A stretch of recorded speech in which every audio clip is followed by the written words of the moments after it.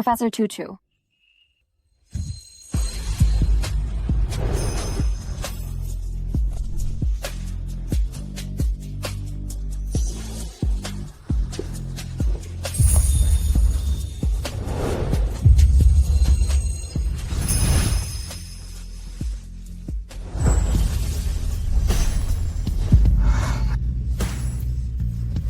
Xiaoxiu. Xiaoxiu.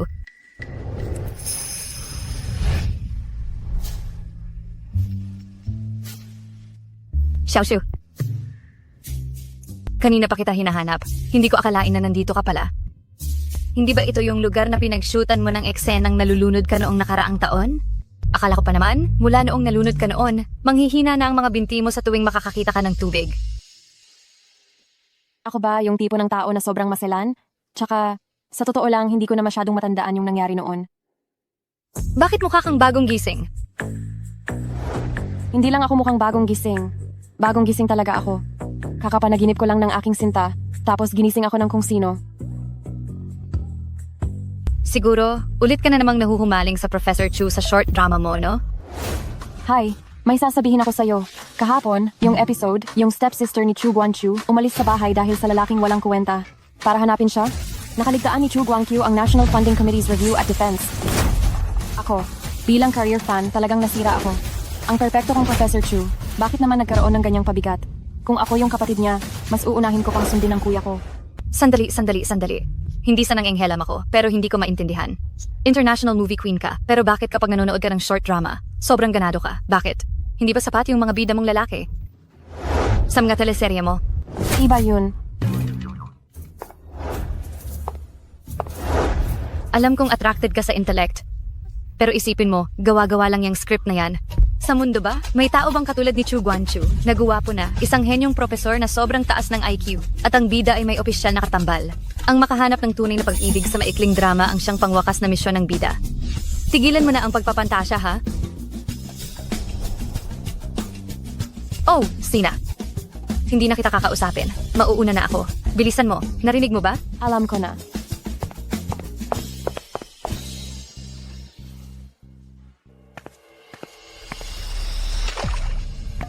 Bakit ba ang malas ko ngayon?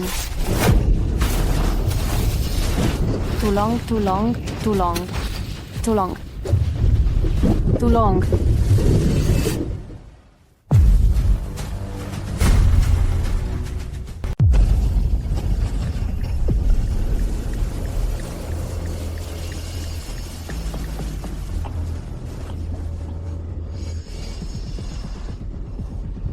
Saan ako? Hindi ba ako naghahanda para sa seremonya ng parangal?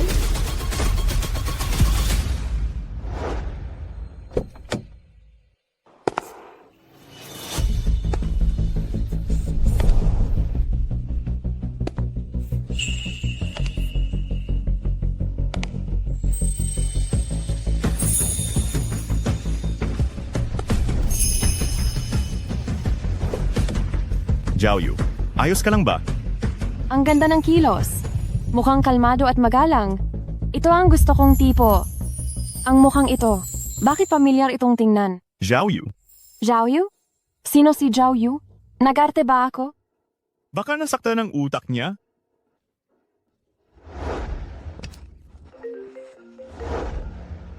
Guangqiu, nahanap mo na ba si Xiaoyu? Nahanap ko na. Naaksidente siya. Dadalhin ko siya sa ospital ngayon. Aksidente. Bakit parang nakita ko na ang tagpong ito? Guangqiu, Zhao. Pamilyar na pangalan.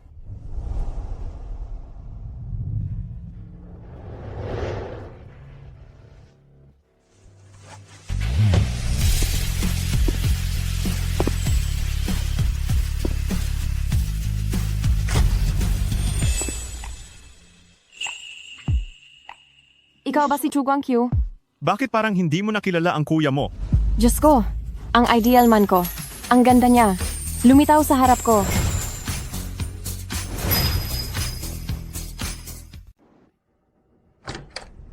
Uminom gamot.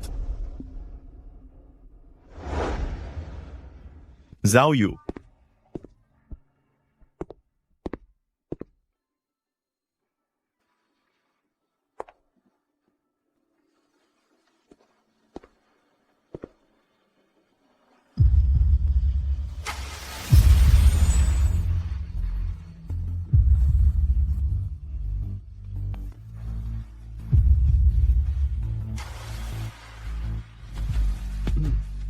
Kailangan mong uminom ng gamot.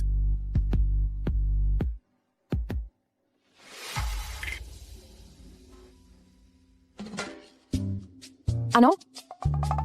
Hindi ka man lang nag-iyak, nagalit, o nagbanta ngayon, ginagamit mong panakot ang pagtangging uminom ng gamot. Wala.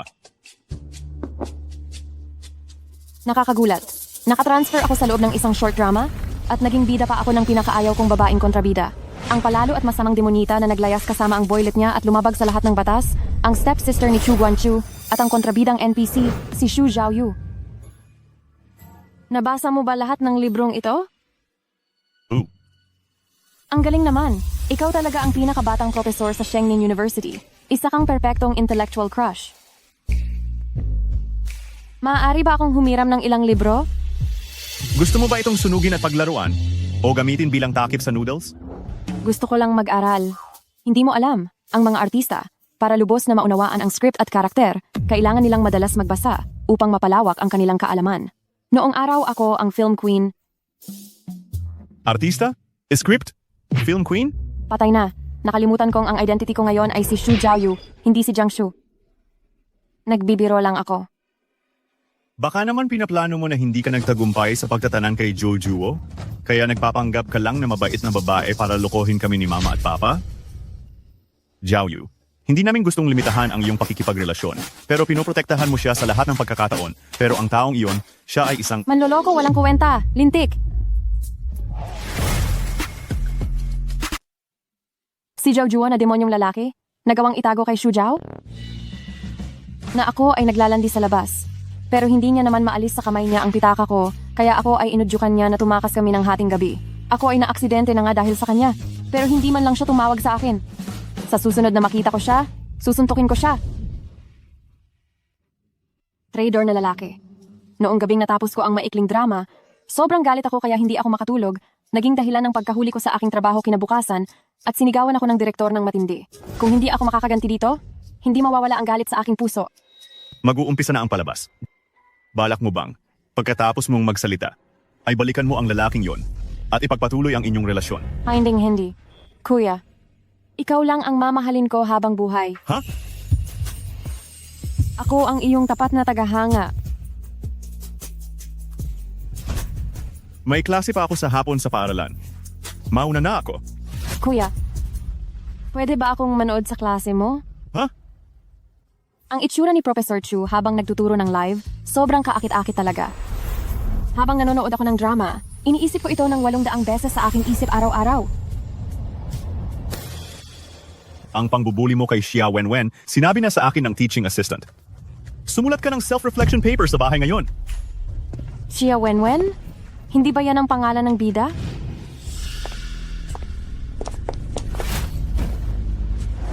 Ikaw siguro yung palihim na nanonood sa klase ni kuya ko sa classroom ngayon, di ba?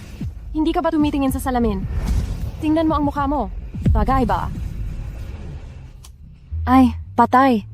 Nakalimutan kong binubuli pala ni Xu Zhaoyu ang bida sa campus. Kuya. Xu Zhaoyu.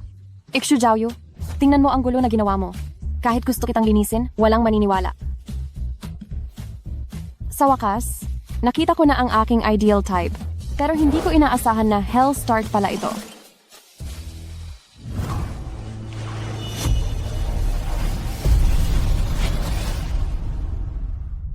Noong pinapanood ko ang drama noon, naisip ko na kamukha ko si Xu Zhaoyu. Pero dahil palagi siyang may makapal na makeup sa drama, akala ko sadyang ginagaya ako ng aktres. Ngayon, nakita ko na pati pala sa walang makeup, magkamukhang magkamukha kami. Kaya pala hindi sila nagduda nang makita nila ako at inakala akong si Xu Zhaoyu.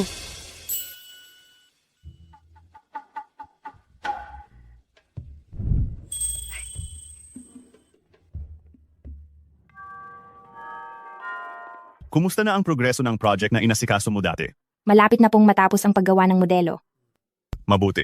Tandaan mong gumawa ng PPT bago ang susunod na meeting para iulat iyan. Opo.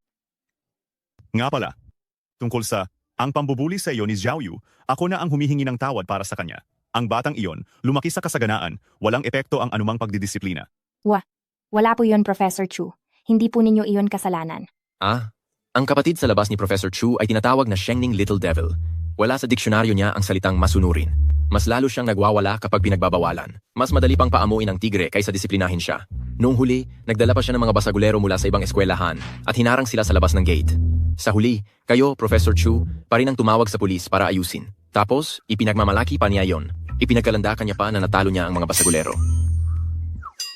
Ay, may isa pa pala akong sasabihin. Zhao Yu, Guangchu, hindi ba kapatid mo yung Zhao Yu.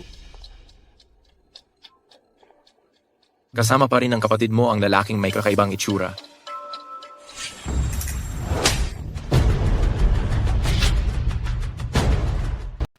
Si Xu Zhao Yu, anong ginagawa mo?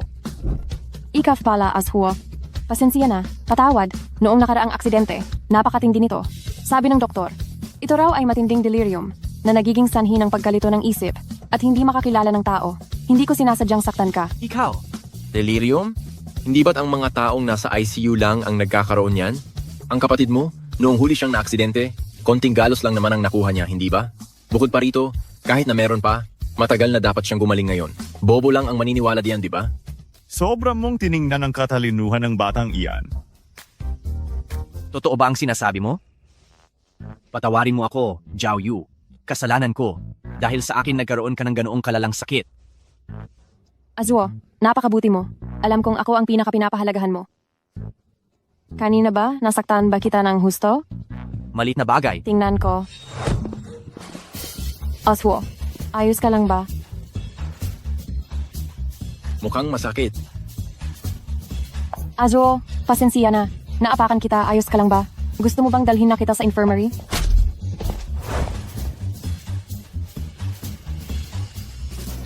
Diyos ko, Azhuo, tinudugo ka.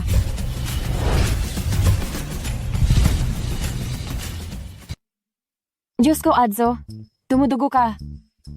Guan Guanchu, ang kapatid mo ba ay isang aktres at ang galing umarte? Adzo, ayos ka lang ba? Tutulungan kitang punasan. Ang anghang. Masakit. Ano ang nakadikit sa panyo mo? Nakalimutan ko. Nilagyan ko ng chili water ang panyo. Bakit mo nilagyan niyan? Hindi ba dahil natatakot akong maharas ng masasamang tao? Noong nakaraan, ipinangako mo sa akin na tatakas tayo. Pero, bigla kang humalik at yumakap sa iba. Dahil sa iyo. Naaksidente ako. Nakikipag-date ka pa sa isang may asawa na. Sinong may asawa? Kailan ako nakipag-date sa may asawa? Ang ganda ng iyak ng batang babae na ito. Napakasama ng lalaking ito. Naku, nag-cheat pa sa isang may asawa. Napakawalang puso talaga. Adzo, kahit na babaero ka at sinungaling, at walang utang na loob, at mahilig sa pera ng babae, mahal pa rin kita.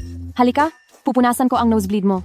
Alisin mo yan. Zhu Zhaoyu, sinasadya mo ba akong sirain? Sinaktan mo na ako ng ganito? Tapos ipapahiya mo pa ako sa harap ng lahat? Tingnan lang natin. Ang lalaking ito ay hindi lang nag-cheat. Sinasaktan pa niya ang babae. Tatawag ba tayo ng security guard? Hintayin mo ako. Guangqiu, magaling talaga ang kapatid mo sa pagpapakulong sa mga manloloko. Pahiram ng tubig. Anong nangyari? Nako, hindi ko sinasadyang ikuskos ang mata ko gamit ang kamay na may chili water. Ayos ka lang ba?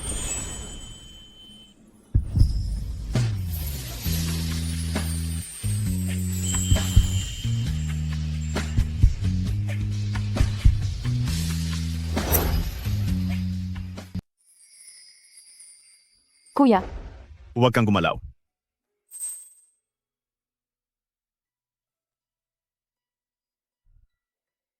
Tapos na.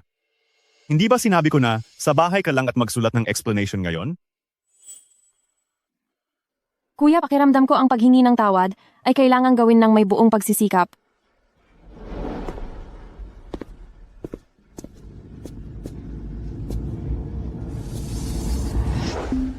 Patawarin mo ako. Mali ang ginawa ko noong nakaraan. Nagbago na ako ng landas at namumuhay na bilang isang bagong tao. Pwede mo ba akong patawarin? Talaga ba? Ang demonyita ng Shengnin, marunong na ring humingi ng tawad. Corwin, kapatid mo pa ba yan? Kamakailan ay nagbabasa rin ako ng tungkol kay Zash, schizophrenia at subjectivity. Adios lang, adios lang. Kung ganon, maging magkaibigan na lang tayo. Si Xia Wenwen, ang nag-iisang tunay na pangunahing babae sa dramang ito. Ang opisyal na katambal ni Chu Guanqiu. Siya ay mayumi at mabait. Isang top student na laging mahusay simula pagkabata. Siya ang mabait na babae na nanalo sa puso ng bida dahil sa kanyang galing at ugali. Kung makakaibigan ko siya, siguro magbabago ang pananaw sa akin ni Chu Guanqiu. Huwag kang magulo, nakakatakot. Papasok na ako sa klase. Ikaw, huwag kang gagawa ng gulo sa eskwelahan. Cheng Feng, pakibantayan muna siya para sa akin. Sige. Kuya, gusto kong manood ng klase mo. Bawal. Xiaoyu, gusto mo bang pumunta sa bulwagan? Nagpe-prepara ang eskwelahan para sa isang art performance kamakailan. May rehearsal at palabas mamaya. Pagtatanghal. Punong-puno ng ulap ang langit. Punong-puno ng liwanag ang langit. Noong nag-aaral pa ako sa kolehiyo, madalas din akong mag-perform sa entablado. Pero sa mundong ito, wala namang artistang si Jiang Shu. Alam nyo ba, ang totoo, may matagal nang pinapangarap na pag-ibig si Guanqiu. Ang kuya ko, may secret crush siya. Hindi. Hindi ba't si Xia Wenwen ang gusto niya? Ang pangalan daw ay... tama, si Jiangshu. Jiangsu? Hindi ko napansin iyon noong pinapanood ko ang dula. Isang karakter na kapareho ko ng pangalan, paanong nangyari ang ganoong pagkakataon? Maari ba akong magtanong, si Jiangshu, isa ba siyang napakatanyag na artista? Hindi yata, hindi ko pa siya naririnig. Hindi ko rin siya narinig. Kung gayon, hindi ako. Tama rin. Ang mga tao sa maikling drama ay hindi nakakakilala sa totoong buhay na Jiangshu. Siguro, magkapareho lang sila ng pangalan. Sabi ni Guanqiu, noong nasa kolehiyo pa siya, nahulog agad ang loob niya rito. Ngunit masyado siyang nagniningning. Kaya hindi naglakas loob si Guanqiu na magtapat. Kaya pala, si Professor Chu nagkakaroon din pala ng mababang kumpiyansa sa sarili. Ang Professor Chu ninyo, abala sa karera noong nasa kolehiyo, nagsasaliksik, naglalathala ng mga papel sa SCI, pero ang pakikipagrelasyon, iyon ang tanging kahinaan niya. Ang kanyang love quotient ay halos 0. Taasan mo pa ang boses mo ulit. Spring, Bakit? Xingyue, hindi pa gumagaling ang sugat mo sa paa. Huwag ka na lang umakyat sa entablado. ma'am, ito ang pinakamahalagang pagtatanghal ng palabas. Kahit pa may pumalit sa akin, wala nang oras para magsanay at magsaulo ng linya. Gusto ko lang po sana magtanong. Ito ba ang klasikong dula na sunrise? Siguro maaari akong maging kapalit. Siguro pwede akong maging kapalit. Xiaoyu, huwag ka nang magpabiro. Mahigpit akong pinagbilinan ng kuya mo. Nabantayan ka, para hindi ka magulo. Kuya Cheng, seryoso ako. Naiarte ko na itong dula noon. Siguro mahigit 50 beses ko na itong na-practice. Pati ang mga linya, naaalala ko ng malinaw na malinaw. Ay, tingnan mo kung sino ito. Hindi ba ito ang maliit na demonyo ng Shengning, si Xu Jiaoyu? Abala ka sa pakikipag-date sa mga spirit boy at pagbabar araw-araw, may oras ka pa bang umarte sa dula? Master ka talagang pag-manage ng oras. Magulo ang personal mong buhay, ayaw mo na sa paaralan, pero bakit gusto mo pang umakyat sa entablado at mapahiya sa harap ng buong paaralan? Talagang napakamalas ni Professor Chu na nagkaroon ka ng katulad mong kapatid sa labas.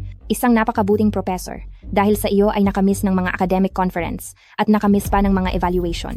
Hindi ka ba natatakot na baka masira mo ang karera ng kuya mo? Hoy, sa akin ka maglabas ng galit? Anong kinalaman ng kuya ko dito? Kasalanan ng kuya mo dahil hindi ka niya naturuan ng maayos. Professor Pakuno, sa tingin ko mas masahol pa sa guro sa kindergarten. Ikaw?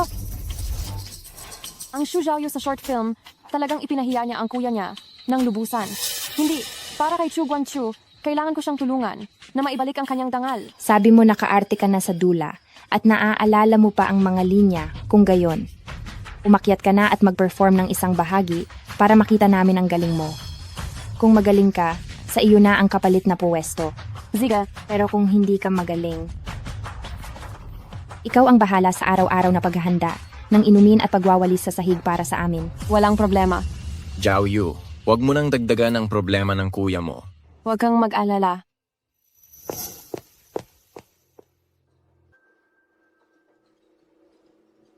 Oy, Guanqiu.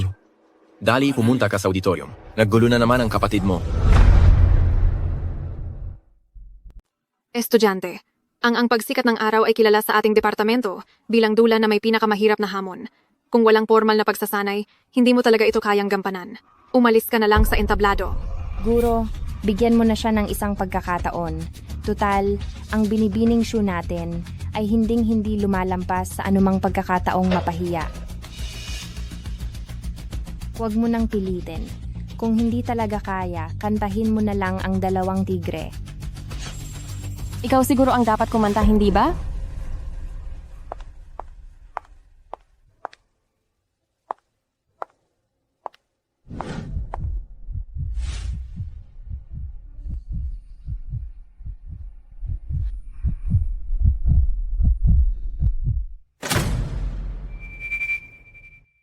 Kinamumuhian ko rin ang buhay na iyon.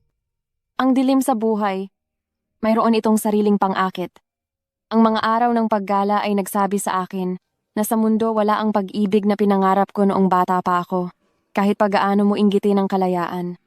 Ang presensya niyang ito. Si Shu Jiaoyu ba talaga yan? Hindi. Mali lang ang aking pakiramdam. Inggitin ang kalayaan, gaano ninyo hinahangad? Ang dakilang sakripisyo sa pag-ibig na iyon. Dahil ako, sinubukan ko na. Ang magagawa ko lang ay maghintay. Maghintay na balang araw. Darating at kakatok sa pinto ko ang kapalaran. Jiangshu.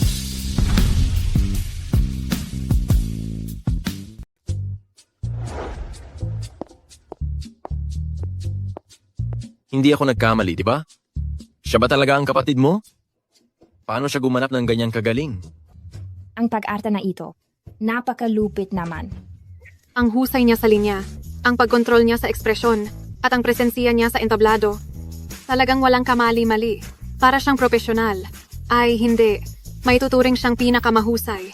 Isang batikang artista. Napakahusay niya talaga. Paano nangyari yan? Wala akong narinig kailanman na nag-aral ng pag-arte si Shu Jiaoyu. Baka isa siyang henyo sa pag-arte? Imposible. Siya, si Shu Jiaoyu. Paano siya magiging henyo? Siya ay wala lang, kundi isang basura na palaging kulelat. Kapag sinisiraan mo ang isang tao sa harap niya, pwede bang hinaan mo ang boses mo? Akala mo ba wala akong pasensiya, ha? Alam mo ba ang ibig sabihin ng kung ano ang kapatid? Gayon din ang kapatid na babae? Ang kuya ko ay henyo, kaya natural, ang kapatid niya ay ganoon din. Subukan mo uling siraan ang kuya ko kahit isang beses lang. Ang natalo ay kailangang tumupad sa kasunduan. Ang pwesto mong pamalit ay sa akin na. Huwag kang mag-alala. Hindi ako mas magiging kahiya-hiya kaysa sa iyo. Ika, Kuya. Kuya, Estudyante, interesado ka bang sumali sa aming departamento? pasensya na. Hindi ako interesado. Kuya, nakita mo ba ang pagganap ko kanina? Ang galing, di ba? Dahil dito, siguro naman nagbago na ang tingin mo sa akin, di ba? Kuya. Kuya, hindi ko naman sinasadya na magpasikat. Huwag ka nang magalit. Hindi naman ito masamang bagay. Sinong mag-aakala na ganito kagaling si Jiaoyu sa pag-arte? Jiaoyu, gusto mo bang subukang lumipat sa Theater Arts Department? Ang daming gwapo sa Theater Arts at magagandang babae. Sa bandang huli, baka makahanap ka ang boyfriend na gwapo. Hindi siya pupunta. Kuya, hinding-hindi na ako magpapapansin ulit. Napanood ko lang kasi dati yung play na yan sa TV at dahil gusto ko, sinasaulo ko yung mga linya. Ngayon, nakita kong may pagkakataon kaya gusto kong umakyat sa entablado para mag-perform. Tama nga. Imposibleng siya si Jiangshu.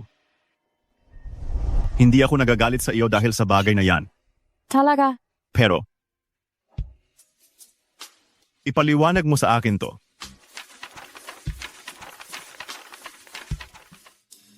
Shu Jiaoyu, sobrang baba na yata ng grado mo, hindi ba? Kaya pala tinatawag ka nilang laging kulelat. Ibinigay lang to sa akin ng advisor ninyo. May re-exam ka sa loob ng 1 linggo. Kaya simula ngayon, dapat 12 oras kang manatili sa silid-aralan araw-araw. Ako mismo ang magbabantay sa iyo. Batiin kita, Jiaoyu. Si Professor Chu pa mismo ang magtututor sa iyo. Ito ang pangarap ng maraming estudyante ng Shengning. Ha? Wag naman sana. Hayaan niyo bang mag-aral ulit ako sa kolehiyo? Na halos 30 na ako.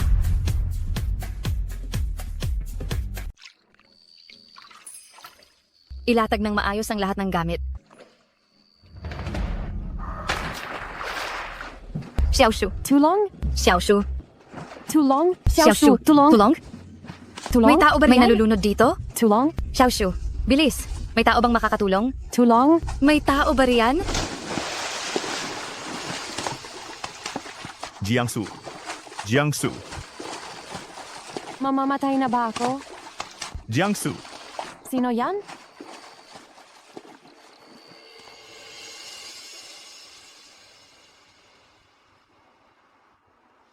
Muli kong napaginipan ang insidente ng pagkalunod noong nakaraang taon. Sa totoo lang, ako ba'y may matinding kamalasan sa tubig? Bakit 2 beses nang nangyari sa akin ang aksidente sa tabi ng tubig? Maging ang pagpasok ko sa maikling drama ngayon ay tungkol din dito?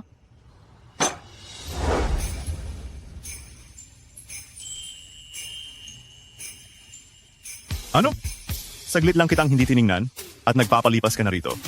Ang mga konseptong nasa aklat ay naunawaan mo na? Marahil, siguro, posibleng, baka naunawaan ko. Kung hindi ka pa rin pumasa sa retake na ito, sa susunod na semestre, maghanda ka ng tumira sa library. Pwede bang huwag mo nang pahirapan kaming mga estudyante ng sining? Lalo na't matagal nang graduate ang estudyante ng sining na ito? Alam mo ba kung ano ang ibig sabihin ng pagiging henyo sa high school? Tingnan mong muli. Ang 2 pahinang iyon sa aklat.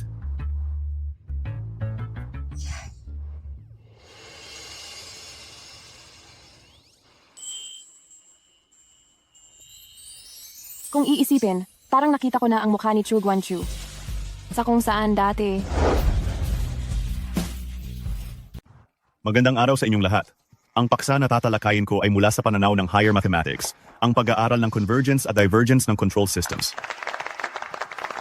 Ang problemang ito ay may malaking halaga sa control systems.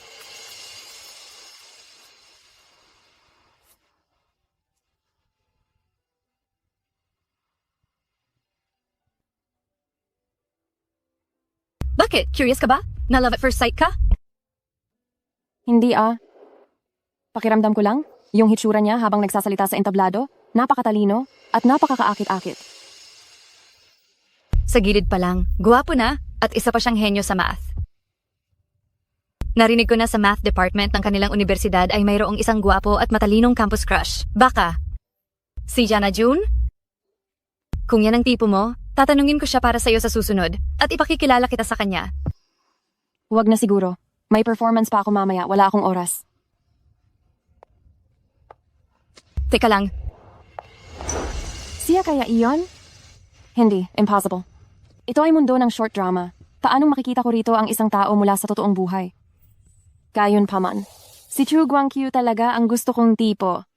Sana pinatulong ko si Qian Ning na itanong ang pangalan ng campus crush na iyon. Baka ngayon ay nagdi-date na kami.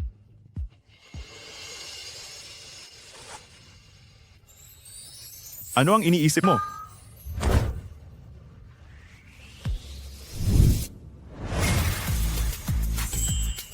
Kaya, ang masamang babaeng kontrabida sa short drama, ay pwede bang makipag-date sa bida?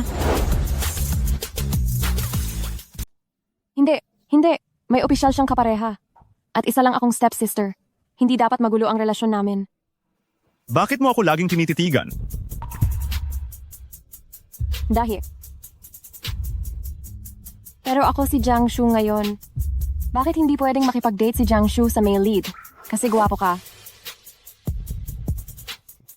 Huwag mong isipin na dahil dito ay palalampasin na kita. Kung hindi mo matapos ang mga problemang ito, huwag ka nang umuwi. Ang mga problemang ito, kahit si Jiang Shu noong kolehiyo, hindi yan masasagot. Teka, kuya, narinig kong sinabi ni Cheng Feng na may kilala kang tao na nagngangalang Jiang Shu. Sino siya? Pwedeng mo bang ikuwento sa akin? Siya. Siya ay isang babaeng nakilala ko noong nasa kolehiyo pa ako. Siya ay isang estudyante ng Performing Arts sa Drama Academy. Aksidente kong napanood ang isa niyang pagtatanghal. Galit din ako sa buhay na yan. Ang dilim ng buhay ay may sarili nitong tukso. Ngunit ang karaniwan, sakit, kamatayan, ay hindi kailanman bibitaw sa tao. Siya sa entablado ay napakaganda, napakakakit. Hindi siya maalis sa paningin. Gayunpaman, hindi niya ako kilala. Nabalitaan ko na pumasok siya sa showbiz kalaunan at naging international film empress pa. Hindi niyo siguro siya kilala. Ang Jiangsu na sinasabi ni Chu Guangqiu, ako yon.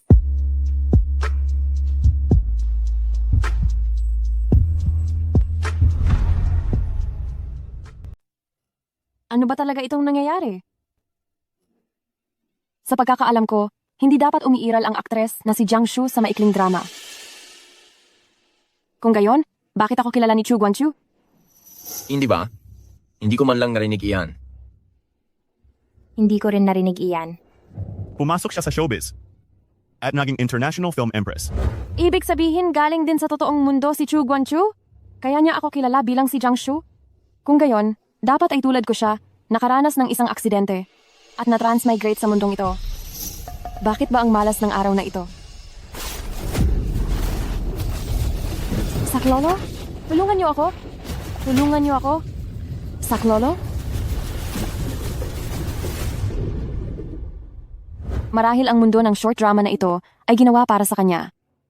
Kaya siya ang male lead at ako ay isa lang supporting character. Pero, bakit si Xu Zhaoyu ay kamukha ko? Siya sa entablado ay napakaganda at napakakarismatiko, pero hindi niya ako kilala. Halatang may gusto sa isang tao. Pero sa kathang isip na mundo, kapatid lang ang tingin, talagang napakababa ng love intelligence niya. Sandali lang, naalala ko sinabi ni Kianing kanina. Ang male leads ay may opisyal na partner at ang makahanap ng tunay na pag-ibig sa short drama, iyon ang ultimate mission ng male lead. Kung sa short drama, ang male at female leads ang tunay na pag-ibig.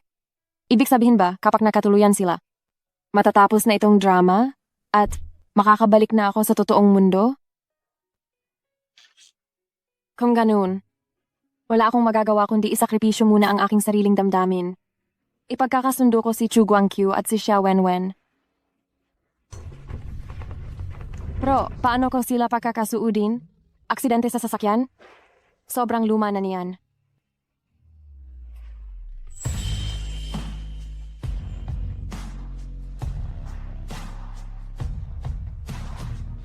Kung alam ni Chu Guangqiu na ako si Jiang Shu, manliligaw kaya siya sa akin ng kusa? Bumaba ka na at kumain. Bakit ka natulala? Lalamig na ang pagkain. Hindi maaari. Para makabalik sa totoong mundo, kailangan ko siyang mapaibig kay Xia Wenwen. Hinding-hindi niya dapat malaman na ako si Jiang Shu.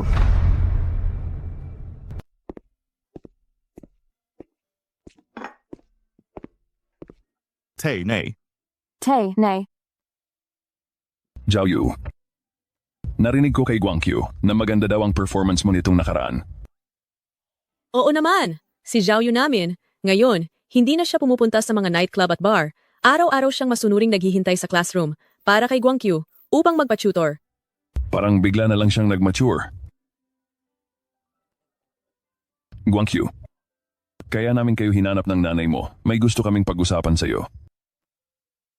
30 taong gulang ka na, nasa edad ka na para mag-asawa at magpakasal. Napansin namin na wala ka pang nobya, kaya nagpaplano kaming ipakilala sa iyo ang ilang mayamang dalaga. May nobya po ang kuya ko. Ano? Ako? Kailan pa ako nakanobya? Talaga ba? Guangqiu, nagkanobya ka na, bakit hindi mo sinabi sa amin? Oo nga, kaming dalawa ng nanay mo, walang ginawa sa bahay kundi manood ng guide sa paghahanap ng kadate. Kung hindi humihingi ng palad sa pag-ibig para sa iyo, nagpapahanap naman ng manghuhula para itugma ang inyong mga birth date. Kahit ang feng shui para sa inyong kasal, tapos na naming tingnan. Pero ikaw, tinago mo lang ng husto. Ayaw mo kaming kausapin, di ba? Hindi. Ako. Anong pangalan ng nobya mo? Ilang taong gulang na siya? Saang eskwelahan siya nagtapos? Anong trabaho niya ngayon? Magkano ang sweldo niya kada buwan? May permanente ba siyang posisyon? Magsalita ka na. Ang nobya ng kuya ko ay si Xia Wenwen.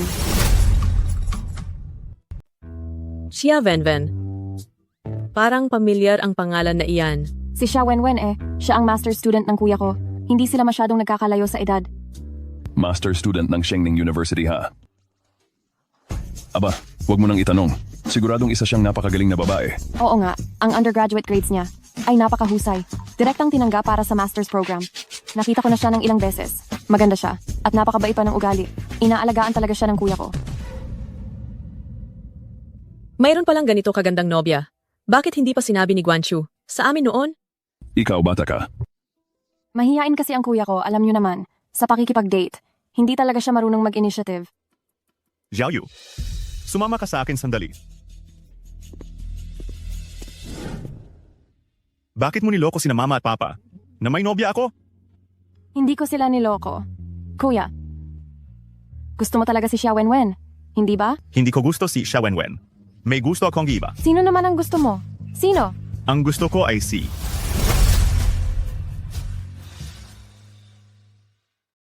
Hindi mo ba masabi sa mukha ko? Si Jiangshu. Tema? Pero ilang taon na ang lumipas, baka kasal na siya at may anak na. At wala ka namang karapatang magselos kung talagang gusto mo siya noon. Bakit hindi mo sinabi ng maaga? Wala talaga akong karapatang magselos. Kuya, May gagawin pa ako mamaya. Alis na ako.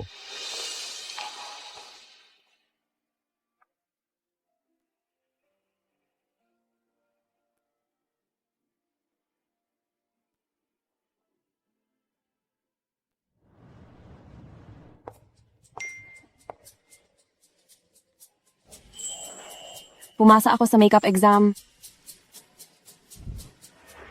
Ingat ka. Kuya,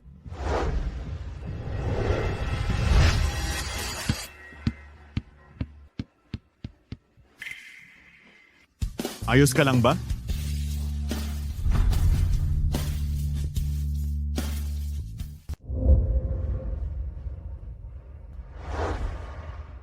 Zhao Yu. narinig ko ba yon? Zhao Yu. Bilisan mo, halika. Anong ginagawa mo rito? Naghahanap ng impormasyon. Siya ba ang kasintahan ng kuya mo? Malamang. Nakita kong inakbayan siya ng kuya mo. Talagang maganda ang samahan ng dalawang magkasintahan. Madalas din akong akbayan ng kuya ko. Pareho ba yan? Kapatid ka niya, at natural lang na suyuin ka niya. Ang tingin ni Guanchu sa kanya, napakatamis. Ang pag-aalala sa mukha. Ang mapagmahal ng ngiti. Ganito lang siya kumilos sa harap ng mahal niya. Talagang nagde-date na sila. Ayos ka lang ba?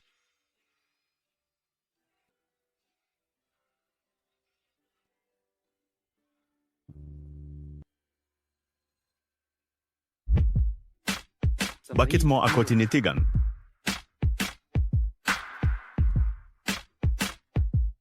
Sa tingin mo, hindi ba dapat ay bigyan natin sila ng candlelit dinner? Tapos ay ireserba natin ang isang sinehan o amusement park para tulungan silang maging magkasama? Ang kuya mo na may wala sa zero na love quotient at walang alam na gagong ito, nang walang tulong natin, paano siya magkakaasawa? Huwag na siguro. Zhao Yu, anong nangyayari sa iyo ngayon?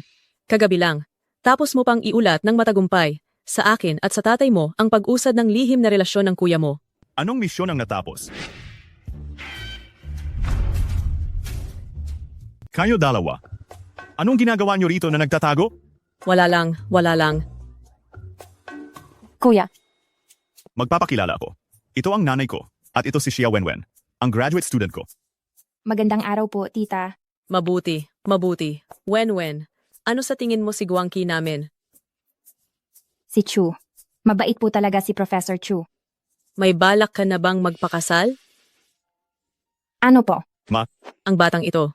Alam mo nang ipagtanggol ang iyong asawa. Ma, hindi iyan ang iniisip ninyo.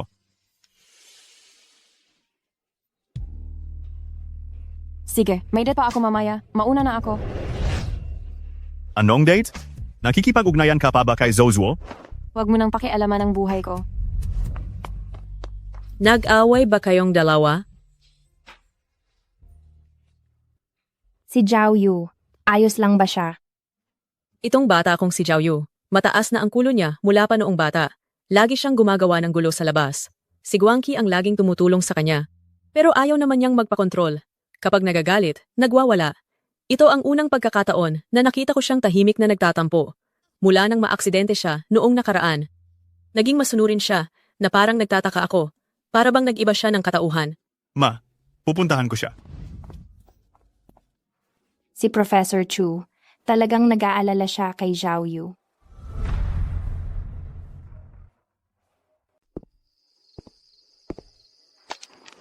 Jiangshu, ano bang kinagagalit mo? Hindi ba't ikaw ang nagsabi? Para makabalik tayo sa totoong mundo, kailangang mahulog ang loob ni Chu Guangqiu kay Xia Wenwen.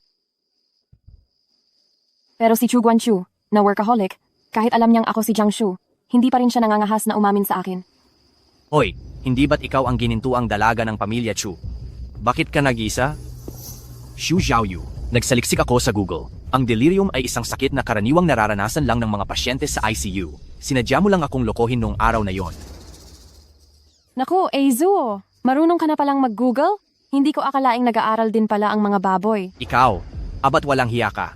Kung hindi kita bibigyan ng leksiyon, hindi mo malalaman kung hanggang saan ang kakayahan mo. Bastos na lalaki, anong gagawin mo? Anong gagawin? Tayo ay magkasintahan? Hindi ba't normal lang na gawin ito?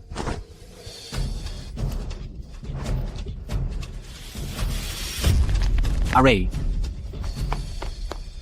Hayop ka, para kang asong nangangagat.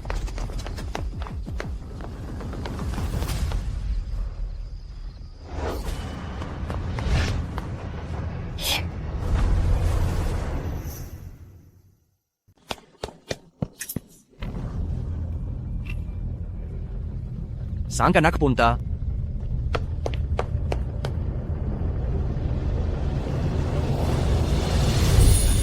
Xia Wenwen, bakit ka nandito?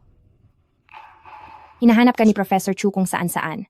Gusto ko siyang tulungan, kaya nagpunta ako rito para tingnan. At sakto, nakita ko kayo ni Jojuo. Mabuti at ayos ka lang. Ikaw, gusto mo ba ang kapatid ko? Ako? Si Professor Chu ay napakagaling. Wala sigurong taong hindi siya magugustuhan. Oo nga. Ang daang ito ay papunta sa swimming pool sa tabi ng eskwelahan. Sabi ni Professor Chu ay naghihintay siya sa iyo doon. Dalian mo na, pumunta ka na, para hindi ka naguluhin ulit ni Zhao Zhuo. Ikaw, May pupuntahan pa akong library ngayong gabi, kaya hindi na ako sasama sa iyo. Ziga.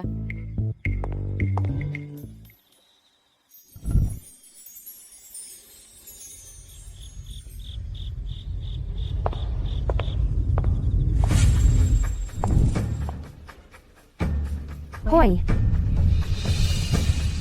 Umalis na siya. Alam ko.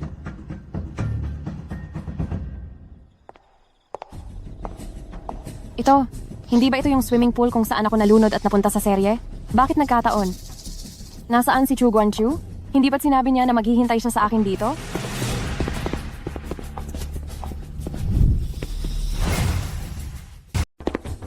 Matagal na tayong hindi nagkita. XU Zhaoyu. Ikaw, sino kayo? Sa harapan ko, nagpapanggap ka pa rin. Yung pagiging mabait na babae, sobrang nasanay ka na, no? Pati yung madalas mong puntahan na nightclub at bar, hindi mo na pinupuntahan. Puta, hinarang ko kayo sa labas ng eskwelahan nyo. Pero may isang pakialamero, tumawag ng pulis. Kaya muntik nang maaresto ang mga kasama ko at mapunta sa presinto kung hindi dahil sa nagbigay ng tip ngayon. Para dalhin ka rito, muntik na, hindi ko na sana maibabalik ang ginawa mo.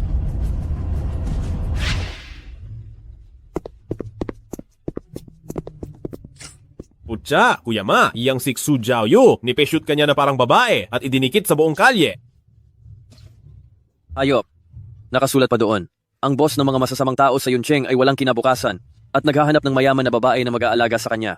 Boss, hindi ba't sinasadya kanyang hiyain? Putang ina nitong babae na to. Bilisan nyo, alisin nyo yan. XU Zhaoyu, huwag kang magpapahuli sa akin. Chu Zhaoyu, ikaw na maliit na siga. Gaano karaming gulo ba ang sinimulan mo sa labas? Pati ba naman mga siga, pinatulan mo pa? Tingnan natin kung saan ka patatakbo ngayon. Mangga kuya, kumalma kayo. Zhaoyu. Zhaoyu. Professor Hu, nakita ko na si Xiaoyu. Talaga? Nasaan siya? Nasa. Tabi ng swimming pool ng hotel malapit sa eskwelahan. Nakita ko roon ang ilang siga. Hindi ako naglakas loob na pumunta mag-isa. Kaya naisip ko na sabihin muna sa inyo.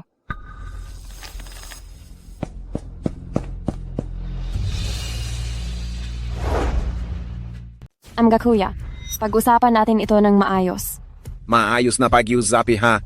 Nung pinaskil mo ang mga nakakahiyang litrato ko sa buong kalye, bakit hindi mo ako hininga ng paumanhin? Kayong ilang lalaki parang hindi tama na manakit ng isang babae, hindi ba? Kunwari ka pang inosente, pati sarili mo, napaniwala mo na. Ano? Kung hindi lang sa tuna, yun na gumagawa ng paraan para protektahan ka. Matagal na kitang binulgar. Boss, tigilan na natin ang pag-aaksaya ng oras sa kanya dahil napakadami niyang kalokohan. Bakit tubig na naman? Ako ba si Joshan noong nakaraang buhay? Water God. Bakit lagi mo akong binibiktima?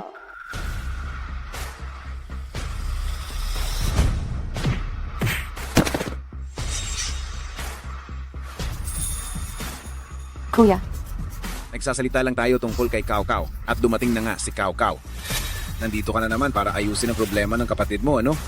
Iyong huling beses na ginulo niya, yung mga lalaki sa bar, para lang iligtas siya, ilang araw kang na ospital.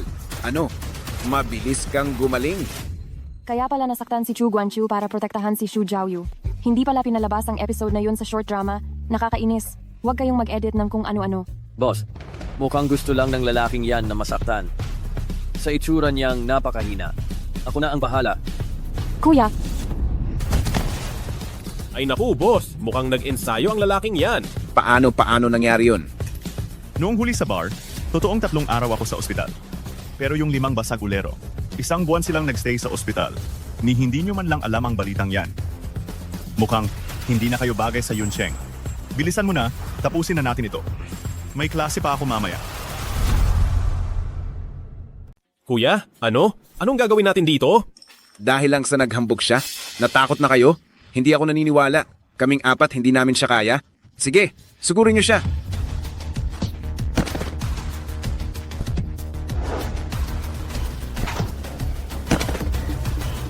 Kuya, may ibubuga talaga ang lalaking yan. Ako ang bahala sa tuna ito. Kailangan mo lang maghanap ng tiyempo para hulihin si Xu Xiaoyu. Kapag nakontrol natin ang kapatid niyang babae, wala na siyang magagawa. Opo, kuya. Chu, hahayaan kitang makipagkita sa akin. Huwag kang gagalaw. Kapag gumalaw ka pa, ako na ang bahala.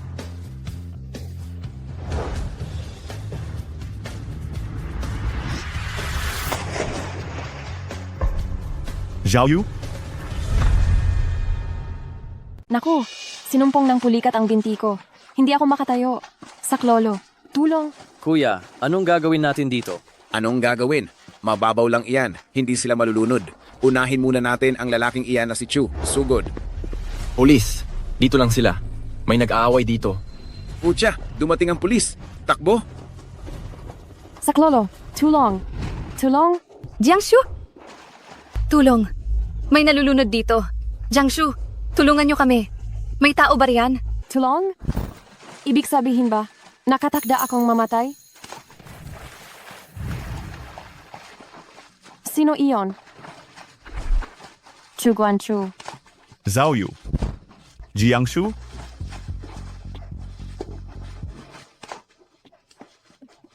Ayos ka lang ba? Ikaw ba iyan? Ha? Ikaw ba ang lalaking sumagip sa akin noong halos mamatay ako sa pagkalunod sa set? 1 taon na ang nakalipas? Ikaw ba iyon? Ikaw? Ikaw kaya si...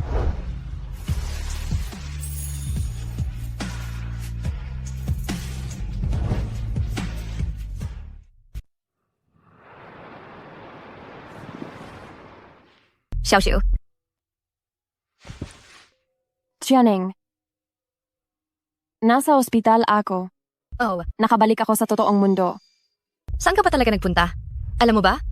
Simula nung awards night, nung nawala ka nung araw na yon, hinanap ka namin ng 3 buwan. 3 buwan? Oo. Kinidnap ka ba? Nung nakaraang 2 araw, tumawag ang pulis at sinabi sa akin. Na nahimatay ka sa Huaxi University. Sa tabi ng swimming pool ng hotel na malapit. Nakita ka ng mga estudyanteng dumadaan at dinala ka sa ospital. Mabuti na lang at sabi ng doktor wala kang malalang sakit.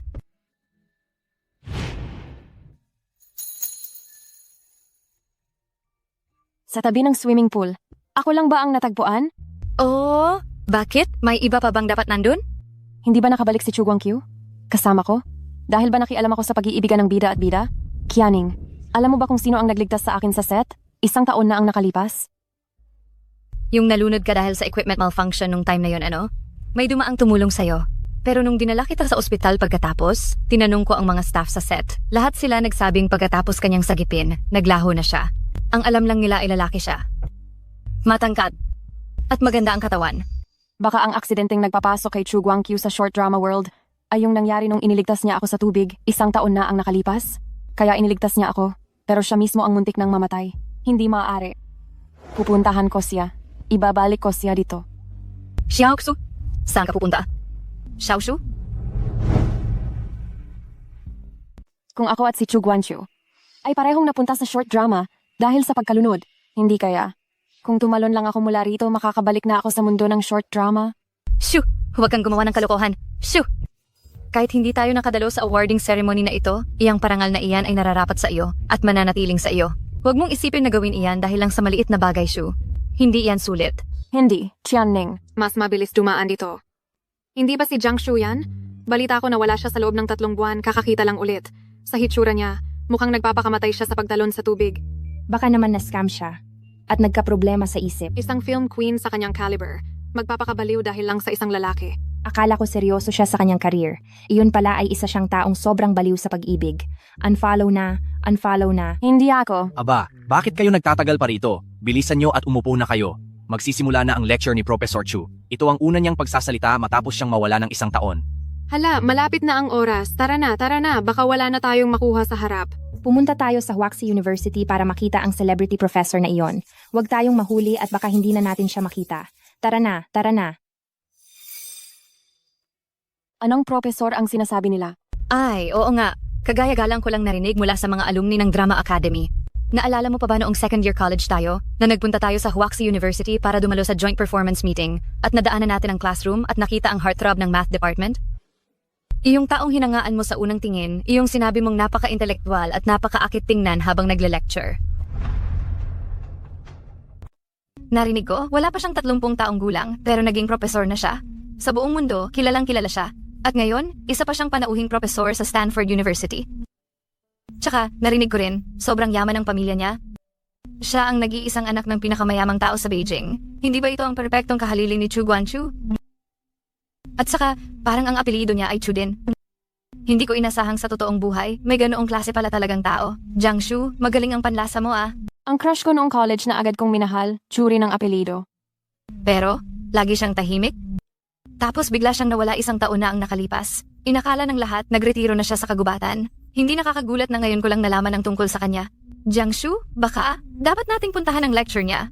Nagtataka ako kung ano ang itsura ng sikat na henyong profesor na iyan. Matagal na akong na-curious. Ano? Anong pangalan niya? Siya, parang ang pangalan niya ay... Chu Chen.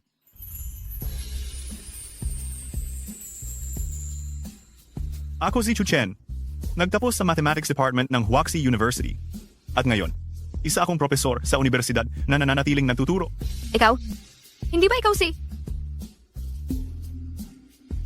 Jiangsu, 8 taon na ang nakalipas. Simula nang makita kita sa isang social event, umibig na ako sa iyo. Patawad, ngayon lang ako nagkalakas loob na sabihin sa iyo. Pero ayaw ko nang palampasin ka pa. Chu Chen? Jiangsu, mahal kita. Pwede ba kitang maging kasintahan?